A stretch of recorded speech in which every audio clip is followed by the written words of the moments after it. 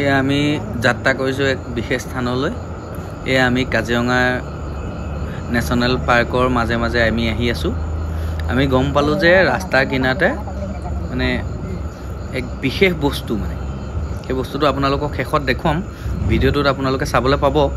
আমি আহি আছোঁ এতিয়া কাজিৰঙা। আপোনালোকে এই সুন্দৰ পৰিৱেশ, যিটো যাত্ৰাৰ যি সুন্দৰ পৰিৱেশ আপোনালোকে উপভোগ কৰক। আমি লাহে লাহে আহি আছোঁ। আমি অলপ সময়ৰ পিছতেই সেই গন্তব্যস্থানত আমি উপস্থিত হ'ম। আমি আহি আছোঁ। গন্তব্যস্থান পোৱাৰ লগে লগে আপোনালোকক সেই দৃশ্য আমি আপোনালোকৰ আগত দেখাম। আপোনালোকে চোৱাৰ পিছত কমেণ্ট কৰিব আৰু মোৰ চেনেলটো ছাবস্ক্ৰাইব কৰি দিব। এয়া চাওক, আমি গন্তব্যস্থান পালোহি। এতিয়া প্ৰায় আপোনালোকক দেখাইছোঁ, দেখিছেনে? ৰাস্তাৰ কিনাৰতে এখন সৰু বিল আছে। বিলখনৰ কিনাৰতে দুটা গঁড়, এটা সৰু আৰু এটা ডাঙৰ, পোৱালি গঁড় এটা আৰু ডাঙৰ গঁড় এটা ধুনীয়াকৈ মানে ঘাঁহ খাই আছে।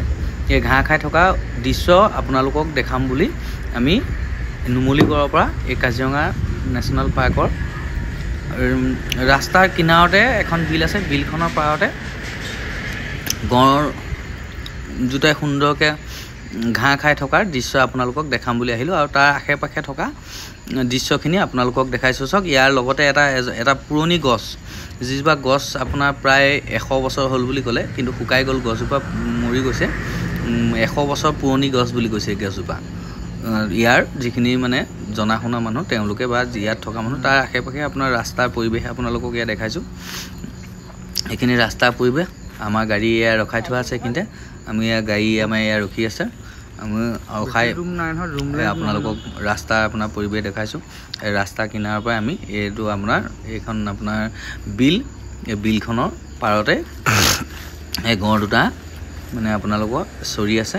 আপোনাৰ ইয়াত সুন্দৰকৈ আপোনালোকক এই দৃশ্য উপভোগ কৰাম বুলি এই ভিডিঅ'টো শ্বুট কৰিলোঁ।